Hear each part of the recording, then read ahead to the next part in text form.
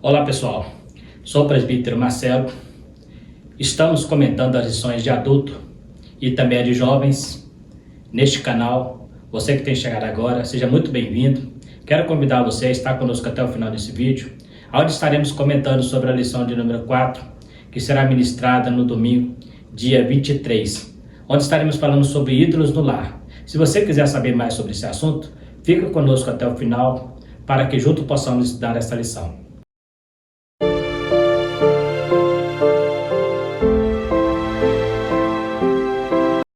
Então estaremos estudando a nossa lição aqui, a lição ídolos na família. É um assunto que está muito em voga hoje, porque quando se fala de idolatria, a primeira impressão que nós temos é sobre imagens, mas estaremos vendo nessa lição que existem muitas outras coisas que podem estar ocupando o lugar que seria exclusivo de Deus em nossa vida, ocupando por coisas materiais e muitas outras coisas. Então, estaremos entendendo um pouco sobre essa questão do que realmente significa idolatria, né?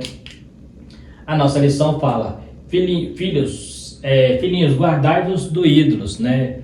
Uma expressão de 1 João capítulo 5, 21. A adoração a ídolos implica priorizar tudo aquilo que se coloca no lugar de Deus. Então, nós já de cara já entendemos aqui alguma coisa, o que é realmente ter um ídolo, né? Tudo aquilo que se coloca no lugar de Deus, tudo aquilo que se preenche aquele lugar que seria o centro, né? Onde Deus ocuparia, né? E ali, quando nós colocamos qualquer coisa neste lugar, que essa coisa se torna na nossa vida prioridade, nós corremos um grande risco de estar cometendo uma idolatria, ainda que disfarçada, ainda que não haja imagens, ainda que não haja uma verdadeira adoração no sentido espiritual, mas sim pode estar tomando lugar que é de Deus em nossa vida. Nesta lição estaremos analisando dois casos no Antigo Testamento de idolatria dentro do lar. O caso de Raquel, que furtou os ídolos de seu pai, e o caso de Mica, que no tempo do juízo se uniu aos danitas e fabricou ídolos e também um santuário. Veremos as consequências da idolatria no lar nos dois casos. Então é isso aí que nós estaremos estudando no decorrer dessa lição, sobre esses dois casos. Depois, a última parte da lição, estaremos estudando também a aplicação disso na nossa atualidade.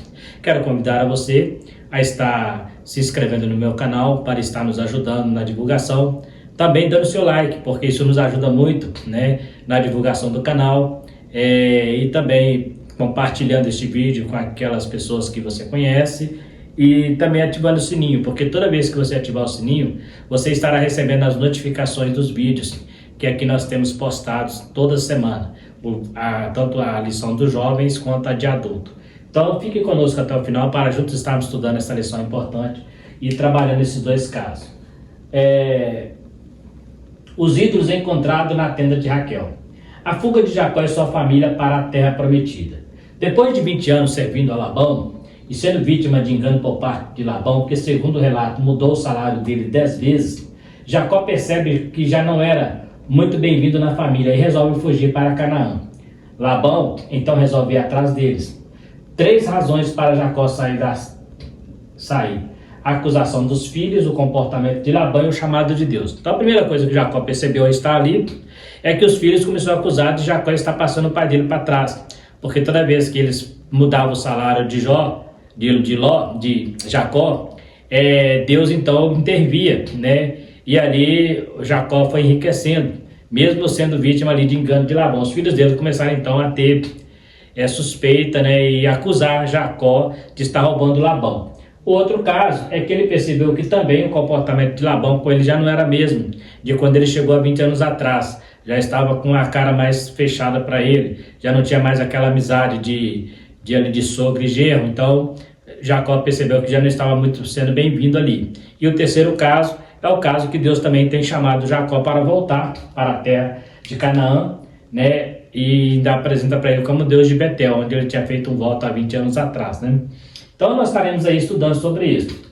Labão descobre o furto dos seus ídolos domésticos.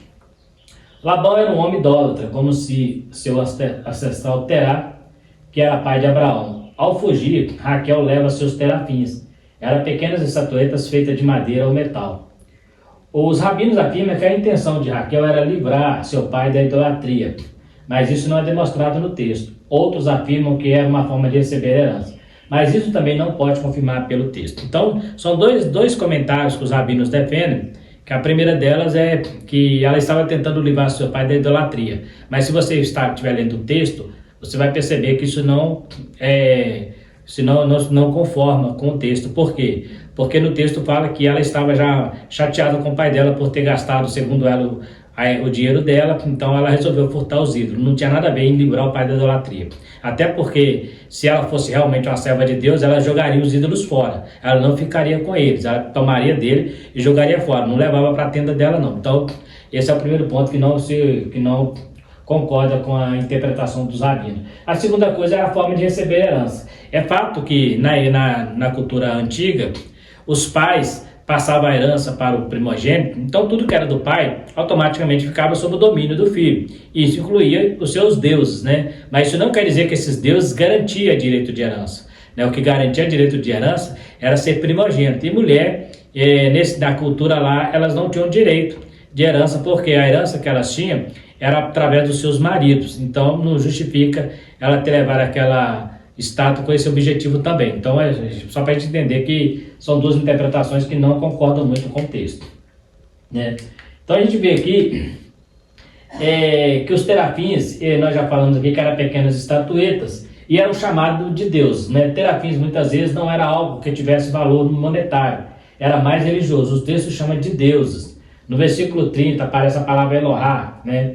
Ou terafins, era a imagem esculpida para adoração. Elohá é a forma singular do nome Elohim, de onde vem a forma plural de deuses, né? Então, eles chamavam de Deus, ou também do próprio nome terafim, que significa, na língua hebraica, imagens, né? Muitas vezes era dado pelo filho mais velho, né?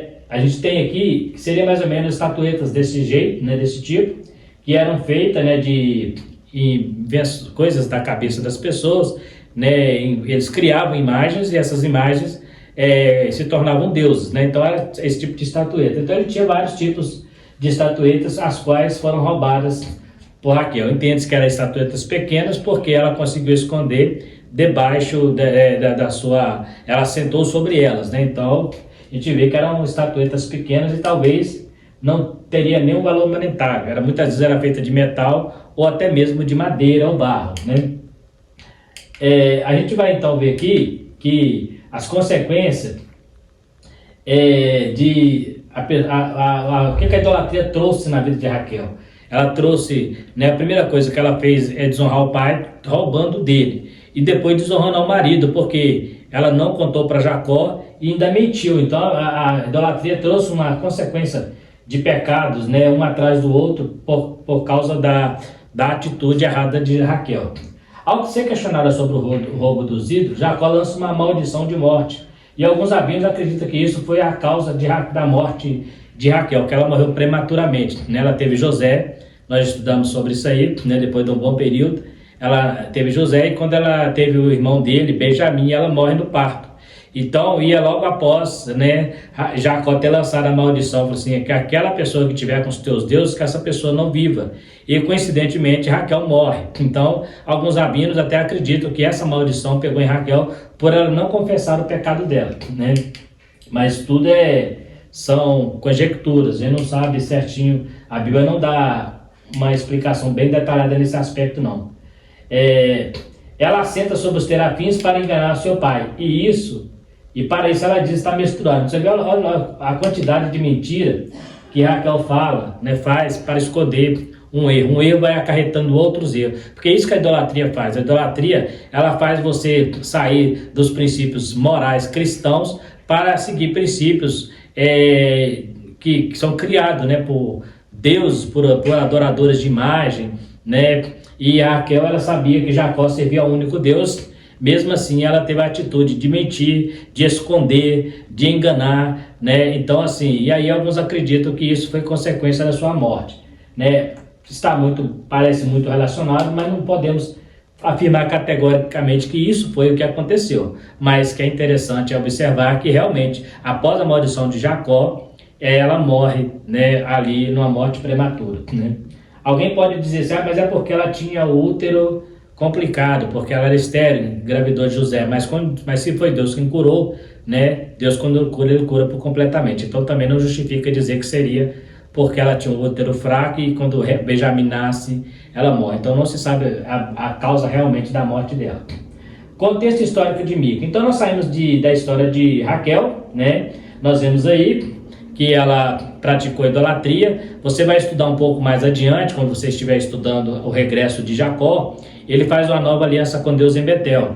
Então ele enterra, né? Ele fala, tira todos os ídolos e enterra esses ídolos, né? Com certeza os ídolos de Raquel estavam ali, né? A Bíblia não diz se Jacó questionou algo, mas com certeza ele deve ter percebido, né? Por ele conhecer a casa de Labão, ao enterrar aqueles ídolos, deve ter percebido ali os ídolos do pai dela, e talvez, né? Quem sabe questionado a situação daqueles ídolos ter sido levado, né? Então ele faz uma nova aliança, e nessa nova aliança ele enterra todos os ídolos para servir o único Deus. Então observa que dentro do lado de Jacó nós tínhamos uma mulher que praticava idolatria, né? Porque tudo indica que ela adorava aqueles deuses, e pelo que parece pelo texto mais adiante, que não era só ela, que existia outras pessoas ali que praticavam algum certo de idolatria, porque ele fala que era para recolher os seus deuses. Ele não falou só por causa de Raquel, mas ele fala para a sua família em geral. Então existe uma grande possibilidade de que ali houvesse mais alguém que praticasse idolatria.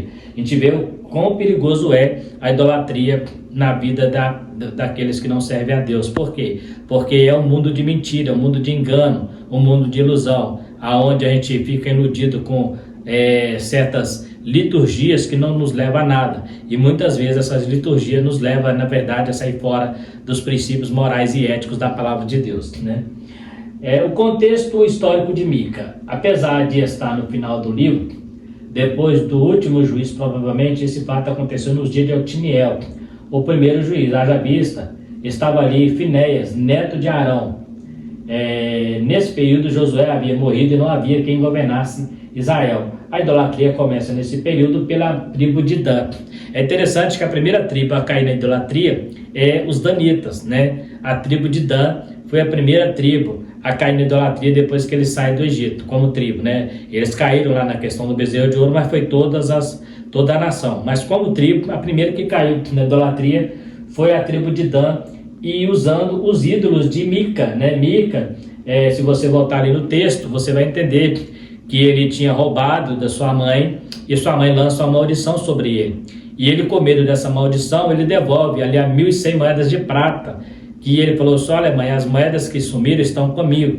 Então ele devolve as moedas para sua mãe, e sua mãe tira dessas moedas 200 moedas e faz um terafim, faz um ídolo, e esse ídolo põe na casa de Mica, né?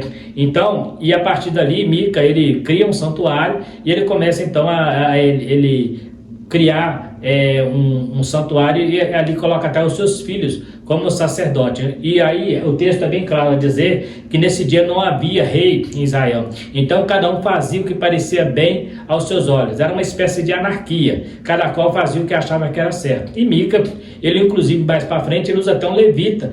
Talvez conhecendo que o levita era uma pessoa exclusiva para a liturgia do Deus verdadeiro, ele usa para uma idolatria. O levita também, por sua vez, aceita aquela situação por salário. Então a gente vê a que ponto tinha chegado o povo de Israel, porque não tinha ali mais um rei, Josué não deixou sucessor, e ali nós temos ali esse período, essa história. Apesar dessa história aparecer no final do livro dos Juízes, logo depois da história de Sansão, a gente vê que Sansão ali foi o último juiz, né, dentro do livro de Juízes, ele foi o último juiz. Essa história aparece no final do livro, mas pelo contexto histórico, ela acontece na verdade no início do livro de Juízes, antes do primeiro rei, entre Josué e Juízes, ali no antes do primeiro juiz, que era Otiniel. Então ali, esse episódio, tanto esse, como também o o que nós estudamos mais para frente, da Ruth, a Moabita, também provavelmente era nesse período, né, em que não havia rei e o pessoal caiu na idolatria. Então esses dois episódios, né,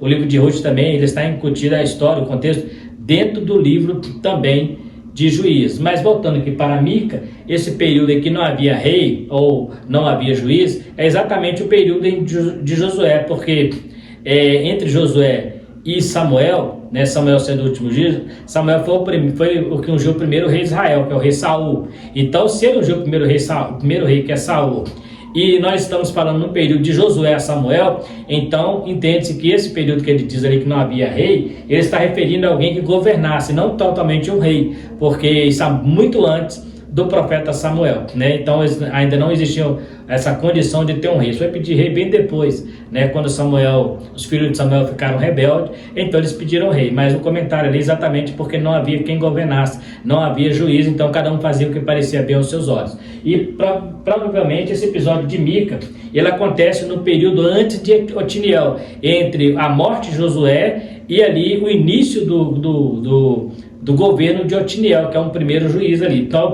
nesse período ali, nesse intercâmbio, nesse intervalo, é que aconteceu essa história. Apesar de estar no final do livro, mas a história acontece bem lá no início, né? Então, para a gente ter uma noção de tempo sobre isso aí. E a idolatria, então, né, ela acontece exatamente porque Josué, ao morrer, ele não deixou um sucessor, assim como Moisés deixou um sucessor, que é Josué, para continuar, e Deus fala com Josué, assim como fui com Moisés, eu serei contigo. Josué não deixa nenhum sucessor. Então, nós temos aqui um caso em que, nesse período, não houve quem governasse, e então eles começaram a fazer coisas que não era comum ao povo judeu, né? Então, eles esqueceram de tudo que Moisés e Josué tinham ensinado. A idolatria na casa de Mica. A idolatria e o caráter antiético de Mica. Mica era um homem idólatra que fez para si Deus e o santuário. Nessa época não havia rei ainda, e cada um o que fazia bem, cada um fazia bem o que parecia aos seus olhos. Mica havia roubado de sua mãe, e temendo a maldição lançada por ela, resolve devolver o dinheiro, e ela pega uma parte e faz terapins e coloca na casa de Mica. Então, aquela história que eu acabei de falar.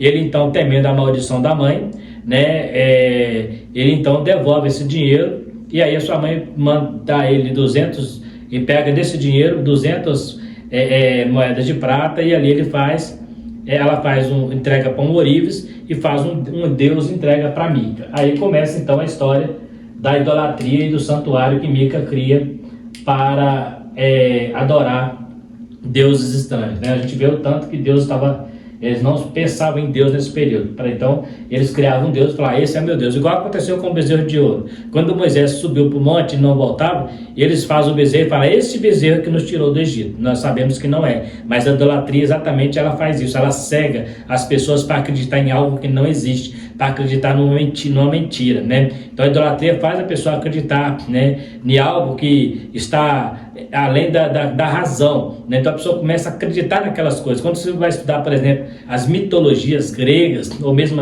a romana, você vê o tanto de superstições que são lançadas sobre os deuses, invencionistas, pessoas que inventaram muitas vezes até para ganhar dinheiro. O apóstolo Paulo conta da história da Diana dos Efésios, que quando ele expulsa o demônio daquela mulher, eles começam a criticar, né, Paulo. Por quê? Porque aquela mulher dava muito dinheiro para eles, né? Então, muitas vezes por trás da idolatria, para quem criou a idolatria, muitas vezes não estava nem envolvendo a adoração, mas o ganhar dinheiro, né? A barganha, vendendo relíquias em nome da fé. Então, muitas vezes quem está por trás da idolatria, nem sempre são adoradores da idolatria, mas são pessoas que tiram vantagem da falta de compreensão das pessoas para usufruir bens materiais, ganhar dinheiro. Hoje, muitas igrejas fazem isso também, né? Usando a fraqueza, a falta de conhecimento bíblico, né? Hoje nós temos vivido a época das famosas igrejas judaizantes, igrejas que vão a Israel e fica trazendo terra de Israel, fica trazendo água de Israel, fica trazendo um monte de coisa de Israel. Isso é idolatria praticada, e as pessoas, por não conhecer a Bíblia, terminam acreditando nessas coisas, acreditando que isso realmente tem poder, que isso realmente vai ajudar ela, né? Então, assim, são maneiras, são formas também de idolatria. Quando eu começo a tirar o foco da minha fé de Deus e começar a colocar em coisas materiais, eu volto no mesmo caso da igreja medieval, quando as indulgências tinham mais poder do que a própria presença de Deus, né? E que as indulgências enriqueciam a igreja, porque era vendida, né? Há casos de pessoas que compravam até terreno no céu, confiando que isso era verdade, né? Falta um grande problema na Idade Média, é que eles não tinham acesso às escrituras sagradas. Então ficava muito fácil, quando a pessoa está em ignorância, ela ser manipulada. Mica construiu a casa de Deus e colocou seu filho como sacerdote, até que aparece um levita da tribo de Judá e Mica o contrata para ser sacerdote. É lógico que quando eu falo da tribo de Judá, levita não é da tribo de Judá, ele é da tribo de Levi, mas ele habitava na cidade de Judá. Por quê? Porque aí você volta lá no livro no livro de Números, né? E Deuteronômio fala da cidade dos levitas. Tinha a cidade de 3 além, 3 aquém e os 48 arrabaldes. Então algumas delas estavam em Judá. Com certeza ele morava em uma dessas cidades, mas como não existia sacerdócio, não existia ofício, o tabernáculo estava largado para lá, e com certeza esse sacerdote, esse levita não tinha serviço e começou a peregrinar. E aí ele achou a oportunidade de ir na casa de um homem idólatra, exercer o seu sacerdócio, fora dos princípios em que ele foi ensinado, com certeza, porque um levita era para servir no tabernáculo, mas nessa época ninguém estava preocupado com o tabernáculo, então por isso, com certeza esse levita ficou sem serviço e começou a peregrinar entre as tribos. Então Mica dá ele o salário, né, e coloca ele como o sacerdote, né, para ministrar uma casa de Deus, né, seria mais ou menos, né, várias estatuetas que eles faziam, né. Existe hoje, né, eu já vi casos, né, de pessoas mais ricas, onde eles fazem certas capelas, né, e ali coloca várias imagens, né, e é um lugar ali de cultuar, de adorar, né, e termina se tornando muitas vezes um canto para idolatria, né, se a pessoa não tomar cuidado, né, e se a gente não tomar cuidado, a gente também pode cair nessa situação de querer escolher um canto e consagrar aquele lugar e falar que ali é o lugar que Deus vai ouvir. E Jesus falou que onde estiver 2 ou 3 reunidos no meio dele, né, reunidos no meio ele estará, reunidos em nome dele. Então não é o local, né? Nós temos pessoas hoje que se idolatram com certos locais e falam que Deus está lá, né, e que lá é que Deus vai manifestar. Às vezes nós fazemos isso, idolatramos até os locais onde vamos, né? Tem gente que idolatra a igreja, acha que é só na igreja que Deus vai falar com ele. Não que Deus não fale, pelo contrário, é um bom lugar para se ouvir Deus, mas Deus fala conosco em qualquer lugar, basta estarmos com o coração aberto e os ouvidos abertos para ouvir a voz dele, né? Tem gente que deixa de orar na igreja, né, para orar em outros lugares, não vou entrar no mérito aqui, mas é muito perigoso você começar a atribuir a sua fé a local, né? Igual Jesus orava muito no Monte das Oliveiras. Mas por que Jesus orava lá? Porque ele era melhor do que orar no templo? Não, porque era o único lugar onde a multidão não conseguia acompanhá-lo, era um lugar de solidão, um lugar de estar sós com Deus, né? Hoje, depois ele mesmo ensinou, se você quiser ouvir Deus, entra no teu quarto, fecha a tua porta e fala com teu pai em secreto. Jesus nos mostrou o verdadeiro local da adoração. Então, o local da adoração é o quarto? Não, ele está mostrando que é um lugar onde você está em secreto com Deus. Isso pode ser um monte, isso pode ser a sua casa, ou pode ser qualquer outro lugar aí. Importante é que ele estava dizendo para você não tocar trombeta. Não adianta, por exemplo, eu procurar um lugar para orar e depois eu ficar divulgando esse lugar. Não é secreto, não é o lugar que Jesus falou. Ele fala assim, os fariseus gostam de mostrar que está orando. Eles gostam de orar até nas praças para mostrar para o povo que está orando. Mas na verdade já receberam a sua recompensa. Então até o local, se você não tomar cuidado, ele vira idolatria. Né? Existe um monte, né, conhecido no Palmares, em que as pessoas fazem caravanas para estar lá nesse monte orando, né? As pessoas saem de perto das igrejas deles, né, para ir orar nesse monte. Será que não se tornou uma idolatria para muitas pessoas? E atravessar várias igrejas, vários, né, quilômetros, para ir orar num local específico, como se ali Deus fosse o lugar que Deus estivesse? A Bíblia fala que no Velho Testamento Deus tinha locais específicos que ele se manifestava. Era sobre o altar, né? Era sobre Jerusalém, era sobre o templo, mas depois da graça é em qualquer lugar. Então eu posso ir num lugar desse, posso, mas se isso virar uma coisa na minha vida como rotina, eu tenho que ir lá, porque é só lá que Deus vai falar, eu posso também estar idolatrando certos lugares. Então muito cuidado com o comportamento, né? A vida íntima de cristão, ela tem que ser em qualquer lugar. Você pode estar dentro do ônibus lotado e ali ser o seu momento de intimidade com Deus. Ou você pode estar num lugar onde não tem ninguém e ser o seu momento de intimidade com Deus, porque isso é muito particular. Isso é entre você e Deus, então mesmo as pessoas à sua volta não sabem o que está acontecendo, né? Por isso chama intimidade, né? Mica tinha uma casa de deuses. Além de Deus feito pela mãe de Mica, ele tinha uma casa de Deus. Ele estabeleceu o sacerdote e usou até o éfode, né, que era usado pelo sumo sacerdote. Então observa que Mica estava desviado do caminho do Senhor, mas ele conhecia toda a liturgia. Então por que não voltar ao Deus de Israel? Por que não voltar ao Deus verdadeiro se ele conhecia a liturgia? Ele sabia que o levita era uma pessoa que poderia ministrar o sacerdócio. Ele sabia que o sumo sacerdote usava até o éfode, que era uma espécie de manta que eles usavam, né? Então ele conhecia toda a liturgia, Mas quando se cai na idolatria, a gente ignora muita coisa que nós conhecemos. Quando nós idolatramos algo, nós esquecemos de princípios da palavra de Deus. Por isso que é importante eu estar sempre analisando se aquilo que eu estou fazendo, aquela adoração minha, ela está de acordo com a palavra de Deus, ou foi coisa da minha cabeça, ou foi coisa inventada por alguém. Preste atenção, mesmo no reino de Deus, nem tudo que dá certo é de Deus. Tem coisa que dá certo, mas é do homem. Tem coisa que dá certo, mas foi criado pelo homem. Então, cuidado para você não estar sendo enganado e achando que aquilo que está fazendo só porque está dando certo é Deus que está no negócio. Nós temos aqui um grande exemplo. Mica conhecia os princípios da liturgia. Se ele chama um levita, ele já tinha colocado os filhos dele como sacerdote, mas quando ele viu um levita, os olhos dele brilharam. Opa, agora achei um homem de Deus, mas um Deus verdadeiro, para colocar sobre um Deus falso. Eu vou pegar o éfode, que era do sumo sacerdote, e vou colocar sobre este homem. Então ele conhecia toda a liturgia. Mas o que adianta eu conhecer a liturgia se eu não respeito essa liturgia? O que adianta eu conhecer uma liturgia, mas eu não respeito o que a Bíblia me ensina sobre essa liturgia? Então nós temos que tomar muito cuidado para que nós não venhamos ser bons conhecedores só na teoria, mas na prática está totalmente fora daquilo que Deus tem cobrado de nós. Tem muita coisa que as pessoas fazem hoje na igreja, que se perguntar eles qual a razão daquilo, eles nem sabem responder. Muita coisa que acontece. Por que você faz isso na igreja? Por que você age assim desse jeito? Ele não sabe responder, ele só fala que é Deus, né? É que é Deus que está no negócio e, como diz alguns aí, né, é um manto forte e tal, mas quando você vai para a palavra, não bate, né? Então, a gente tem que tomar muito cuidado, né?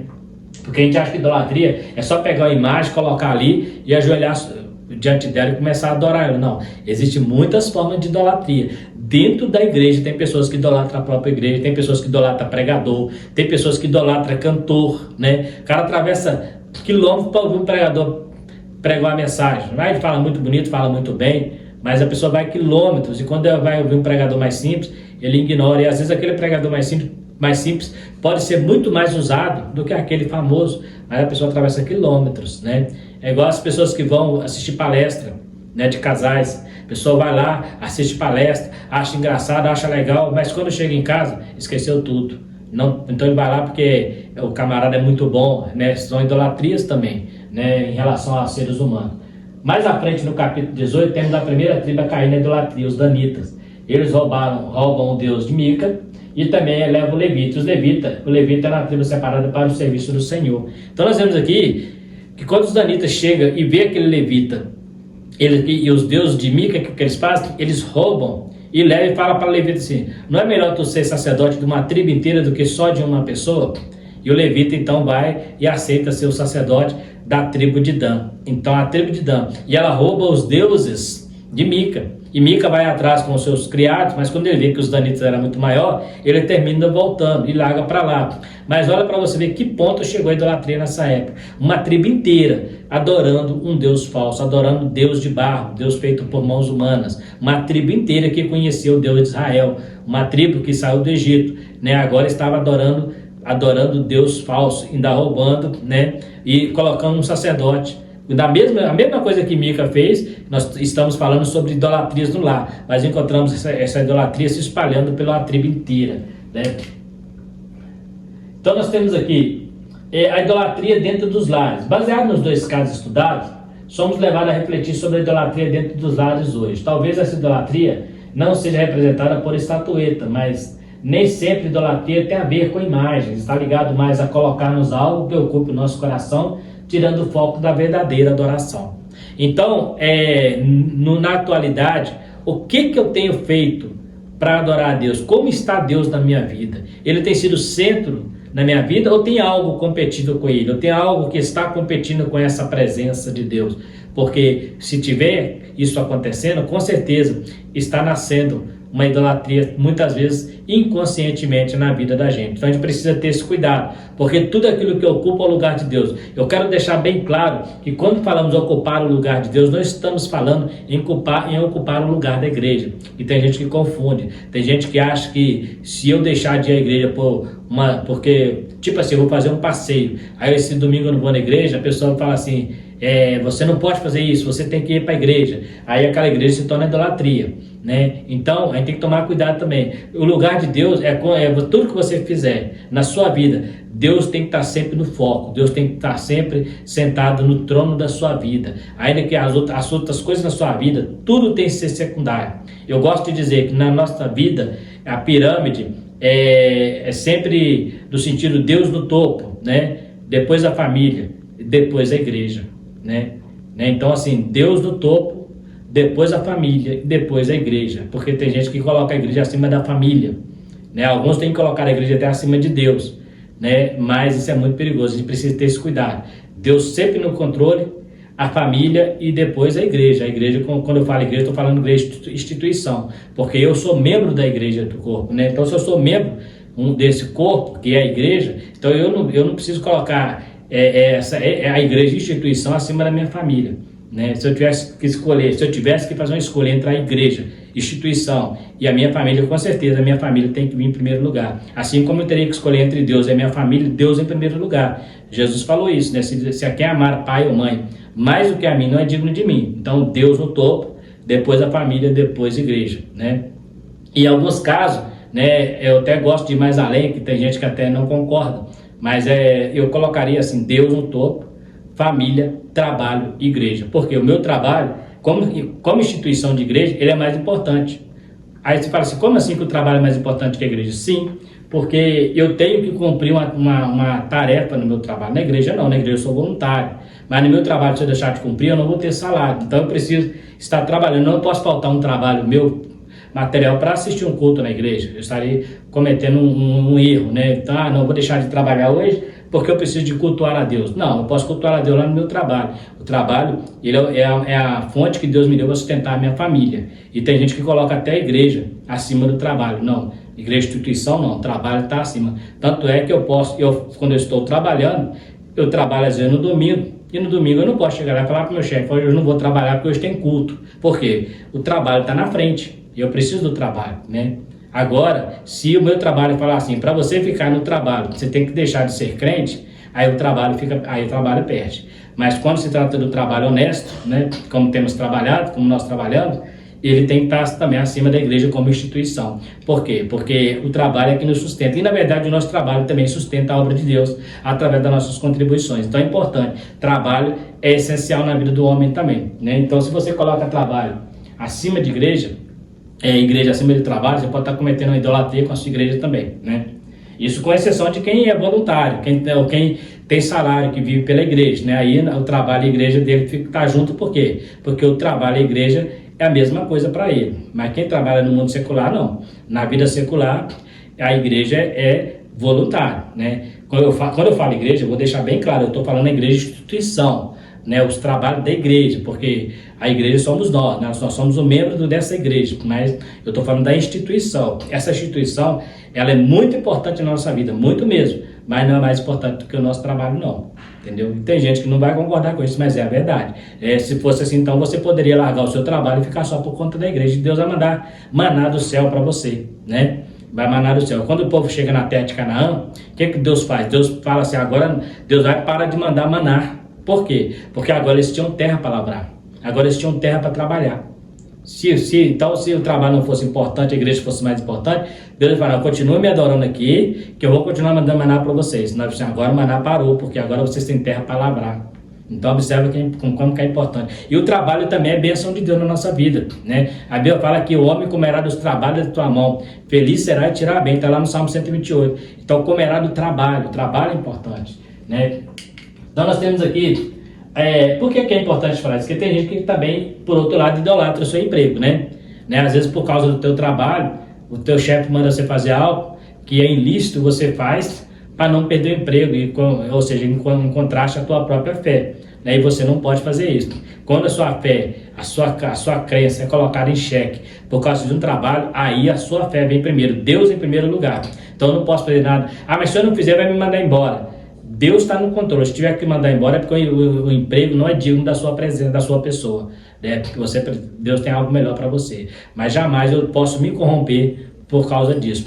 Certa feita, Foi contado que um pastor, né, um irmão, ele fazia transporte de caminhão, né, e algumas vezes era orientado ele a levar mercadoria com notas frias, né, sem nota fiscal. E alguém aconselhou ele que ele não tinha que preocupar com isso, porque o patrão dele estava mandando, e se ele não fizesse, ele ia perder o emprego, e é um servo de Deus, né? O que você faria numa situação dessa? Você colocaria seu emprego acima das coisas de Deus? É uma idolatria. Por quê? Se chegar para mim, você vai fazer isso, eu não vou fazer. Por quê? Primeiro que é crime na lei, né? É crime. Se você cair na federal, vai ser preso. E segundo que a nossa lei tem que exceder a lei dos fariseus. Então, tudo que é bom, tudo que é honesto, tudo que é de boa forma, nisso pensais. Paulo escreveu isso. Então, o cristão precisa se precaver nessas coisas, porque muitas vezes, por causa do medo de perder o emprego, perder alguma oportunidade, ele termina entrando por este caminho do erro, né? Então, nós temos aqui, os ídolos são temporários e representam aquilo que é falso, vazio.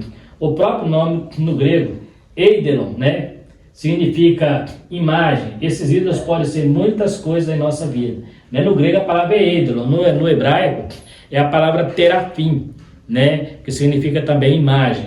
Então, significa no hebraico algo vazio, algo oco, né, que era o imagem. Então, idolatria é algo oco, o que você coloca na sua vida, mas ele não te dá sustentação, porque ele é temporário, ele é passageiro, né. Então, assim, não só as imagens é oca, né, são vaidades, mas muitas coisas que nós confiamos, né? Até o teu emprego, você fala assim, eu estou no meu emprego aqui, eu estou garantido para a vida toda. Não, Deus pode mudar da hora para outra, né? As coisas podem mudar da hora para outra. Então, mas as coisas de Deus não, as coisas de Deus são imutáveis. Então, por isso as coisas de Deus em primeiro lugar. Deus em nossa vida tem que ser em primeiro lugar.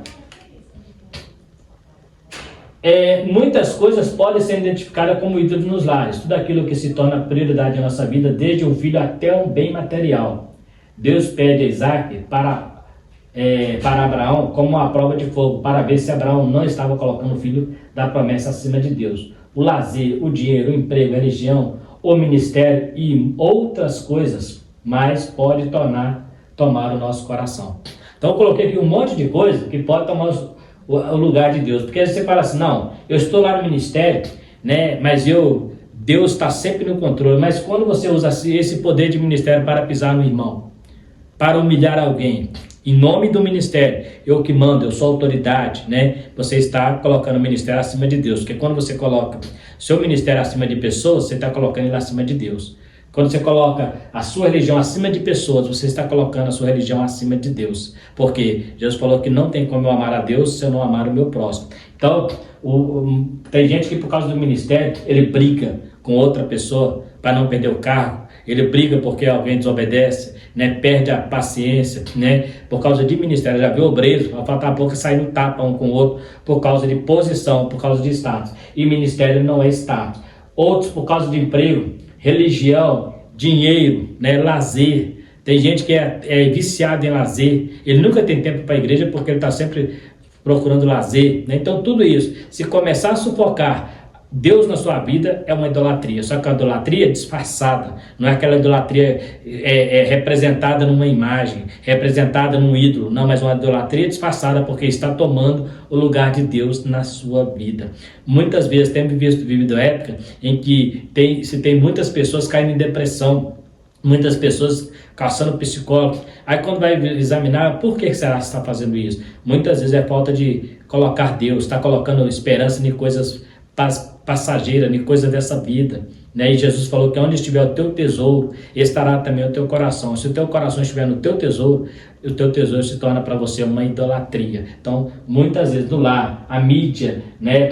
Eu poderia dizer coisa aqui que é até absurda. Por exemplo, time de futebol, né? Quantas pessoas brigam, matam por causa de time de futebol. O time de futebol para essa pessoa é um ídolo. Pessoas ficam mal-humoradas quando o time perde, né? As pessoas ficam mal-humoradas. E não fica mal-humorado quando vê um crente desviado. E não fica mal-humorado quando vê uma pessoa que não aceita Cristo. Mas quando o time perde, fica mal-humorado, brigam, né? Conheço o caso de pessoas que matou por causa de torcida, né? Então, assim, o ídolo, um dos maiores ídolos hoje no Brasil, para os torcedores principalmente, é o time de futebol, né? Tem gente que briga, faz inimizade por causa de jogadores, que muitas vezes não está nem aí pro torcedor, ele está lá ganhando seus milhões, né? Muitas vezes até nem ele veste a camisa do time, é quem paga mais. Você pega quem torce para time sabe aí que tem cruzeirense, jogador do Cruzeiro que está no Atlético, tem jogador do Atlético que está no Cruzeiro. Eles vão para quem paga mais, né?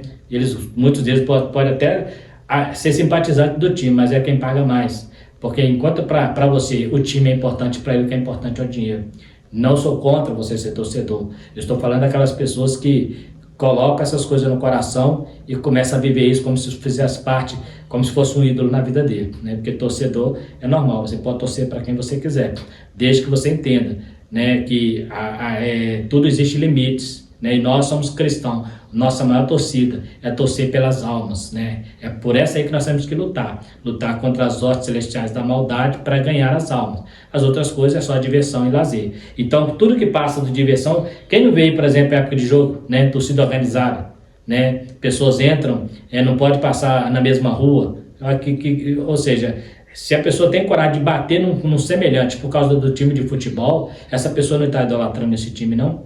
Se a pessoa tem coragem até de matar, conheço pessoas que estão presas porque matou, né, atleticano que matou cruzeirense, por causa de time de futebol, isso não é idolatria? É lógico que é idolatria. Copa do Mundo, tem igrejas que chegou a levar a televisão para dentro da igreja para a pessoa não ficar em casa, assistir o jogo, né? Se eu coloco um jogo mais importante que um culto, é uma idolatria, né? Então, hoje vivemos o país do futebol, né?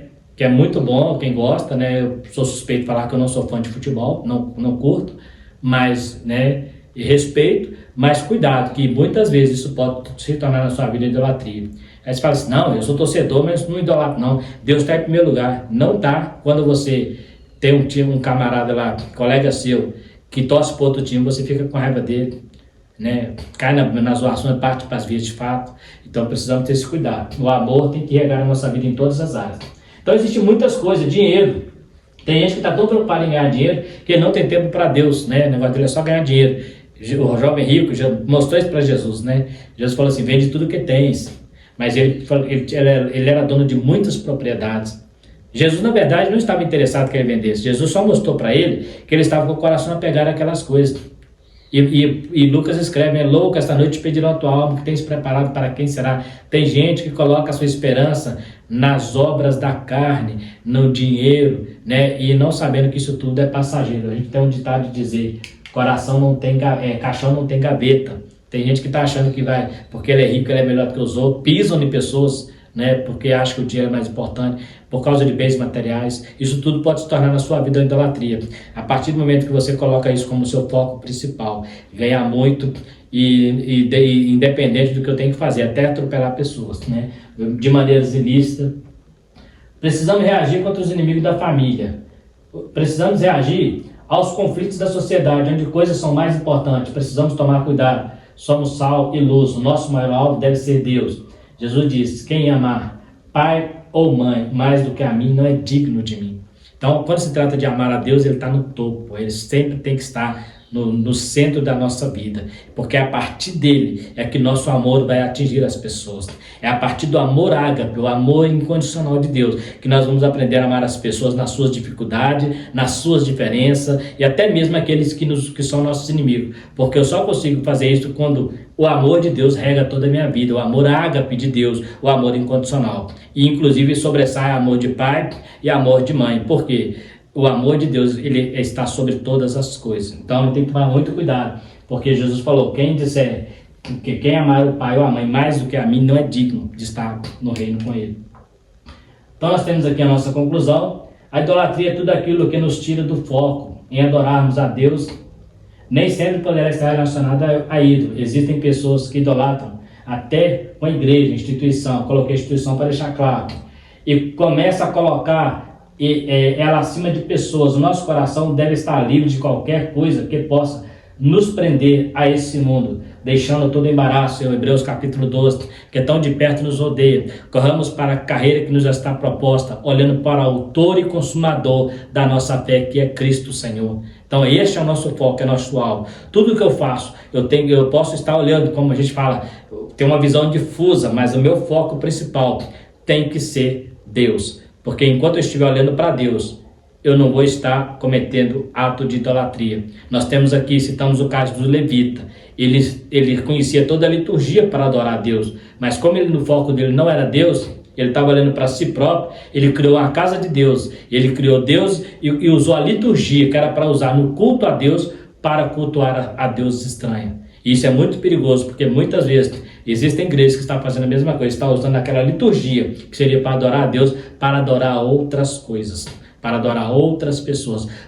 Hoje existem igrejas que o pastor ele é muito mais um animador de plateia do que um pregador, porque ele fala aquilo que o povo quer ouvir. Né? Ele fala aquilo que o povo ele não quer, ele não fala aquilo que vai confrontar pecado. É um animador de plateia, chega ali, faz um grande reboliço, as pessoas caem no reteté, mas quando ele sai dali, ele repete aonde ele passa, mas ele sai dali, não muda nada, não acontece nada, né? Então, cantores, né, são verdadeiros. Hoje nós temos visto uma época em que os cantores estão se transformando em artistas, né? Eles são artistas, estão copiando os cantores do mundo. Não está existindo, lógico, com as exceções, aquela verdadeira adoração, né? Muitos estão pela fama, pelo dinheiro, né? Hoje nós temos cantores sendo lançados até por rádios e por canais de televisão, né? A gente vê aí na mídia pessoas que vão lá e daqui a pouco ele começa a cantar, daqui a pouco ele se desvia, por quê? Porque ele foi lançado no lugar errado, né? Temos aí cantores famosos que deixaram de cantar para o Senhor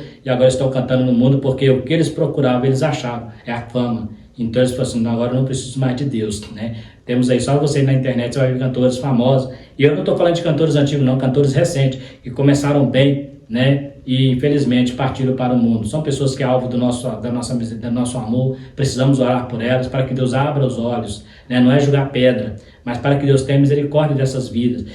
Porque o primeiro erro é quando se entra para uma televisão, né? Nós tivemos pouco tempo aí o projeto Minha Esperança, Projeto Esperança, né? Feito pela uma rede de televisão, e foi muitos cantores evangélicos lá, e lá estavam cantando com vários tipos de religiões misturadas, né? O que está fazendo na televisão? Quem assiste televisão não é quem está procurando salvação, é quem está procurando lazer. Quem assiste televisão é porque está procurando diversão, porque lazer, porque quem procura Jesus, ele vai procurar numa igreja. E outra coisa, o melhor lugar para se evangelizar é na rua, é nos guetos, é nos locais onde as pessoas não querem ir, né? Nas Cracolândia. Não, mas nós estamos querendo ficar aonde nós temos pessoas para bater palma para nós, né? Infelizmente, algumas igrejas têm caminhado para esse lado. Então, muitas vezes, nós temos colocado, usando a liturgia, que seria de Deus, para fazer coisas que Deus não aprova. E isso pode se tornar também na nossa vida uma idolatria disfarçada, não em estatueta, não em imagem, uma idolatria porque nós estamos usando o que Deus nos deu para nosso bem próprio, usando o que Deus nos deu para ganhar dinheiro. Nós temos visto na internet aí cantores que têm cobrado fortunas para pregar, né, o que deveria ser feito de graça, né, cobrado fortuna, uma ajuda de cachê, né, não tenho nada contra isso, mas tem gente cobrando absurdos para pregar. E quando você vai ver, é uma pregação que qualquer outra pessoa faria normalmente, não tem nada a ver com a unção do Espírito, não tem nada a ver, porque não estou dizendo que eles não têm unção, mas quem tem unção do Espírito, ele prega, mesmo sendo analfabeto, qualquer situação vai pregar. Mas essas pessoas, se eles foram ficando famosos, eu nem culpo mais ele, eu culpo quem paga. Eu culpo a igreja que paga essas pessoas, tem coragem de pagar 5, 6 mil, 7 mil reais para o camarada pregar 1 hora, né? E isso é um absurdo. Infelizmente temos vivido isso aí, né? Temos sofrido na pele. Algumas igrejas sobrecarregam as ovelhas para tirar essa lã, esse leite lá, igual Ezequiel fala, capítulo 34, para sustentar esses mercenários, né? Infelizmente, me perdoa a franqueza, mas são mercenários e são pessoas que não têm compromisso com a palavra, que se tivesse, a última coisa que eles queriam era dinheiro. Eles iam querer almas, né? Como John Wesley, me dê almas, como Jonas Edward, né? Pregando mensagem, né? Pecadores na mão de Deus irado, como Charles Spurgeon, né? Ver a vida desses homens que fizeram, que revolucionaram as suas épocas, se eram homens que viviam de fama, atrás de fama de dinheiro, viviam atrás de almas, por isso eles eram honrados e passaram para a história. Então, vamos rever, né? Será que não temos colocado alguns pregadores, alguns cantores, como os anjos de Deus na igreja, como se fosse eles que fosse o responsável o culto, né? Enquanto que o responsável somos nós mesmos, né? Não estou falando que não devemos aceitar, eu estou falando daqueles que se vendem, né? Nós falamos aqui sobre o dinheiro. Quando eu começo a pensar, o meu alvo maior é dinheiro, eu estou adorando o dinheiro, eu estou colocando mamão no lugar de Deus, porque a Bíblia diz que o teu galardão Deus é quem vai dar. Mas quando eu entro por este caminho, fazendo, como diz, fortunas, né?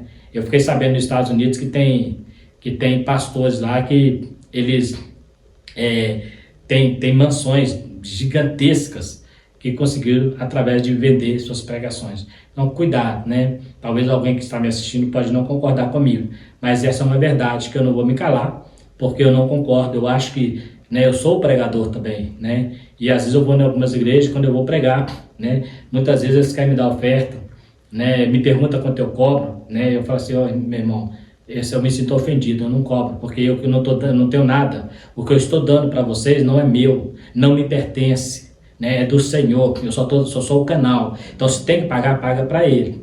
Ele que é o merecedor, né? E Ele só recebe de nós glória e aleluia. Então, cuidado, né? Não, mas o camarada vive disso, vive disso porque ele quer. Eu sou pregador, eu estou aqui diante do YouTube dando aula e eu tenho o meu trabalho, não preciso desses dinheiro, graças a Deus. Em qualquer lugar que chamar para ir, né? Vou para um lugar que eu preciso de deslocamento, vou te dar gasolina, dependendo do hotel, beleza, mas dá 20 mil, dá 5 mil para pregar uma hora, me mostra uma empresa, me mostra um emprego no planeta em que você ganha 20 mil, ganha 5 mil por uma hora de serviço. E aí tem gente fazendo isso aí. Então, cuidado, né? Cuidado. O maior problema não é essas pessoas, o maior problema é quem tem coragem de pagar, porque está usando o dinheiro sagrado, está usando o dinheiro da igreja para pagar esses mercenários. Então, cuidado, né? Me perdoe, mas isso também é idolatria. Quando eu acho que eu tenho que levar um cara e eu acho que ele merece ganhar esse valor todo, isso é idolatria. Cuidado com isso, porque Deus pode estar igual na igreja de Laodiceia. Você diz que é rica, você diz que tem tudo e nada te falta. E Deus pode estar do lado de fora, batendo na porta. Então, cuidado. Quando nós estamos preocupando com a idolatria lá fora, ela pode estar dentro da nossa casa. Mas que Deus possa ter misericórdia e que nós possamos estar com os nossos olhos bem abertos para quando perceber essa dificuldade, nós conseguimos, como diz aquela mulher da parábola da dracma, varrer a nossa casa para ver a sujeira e limpar ela fora, mandar ela fora. Né? Então, é importante isso aí. Então, está aí mais uma lição, né? Que Deus possa nos abençoar. Quero agradecer você que ficou até o final. Pedir a você que, ao estar visualizando, dê o seu like, compartilhe, né, este vídeo para outras pessoas. Também se inscreva no canal e você estará nos abençoando, né, na divulgação deste trabalho aqui.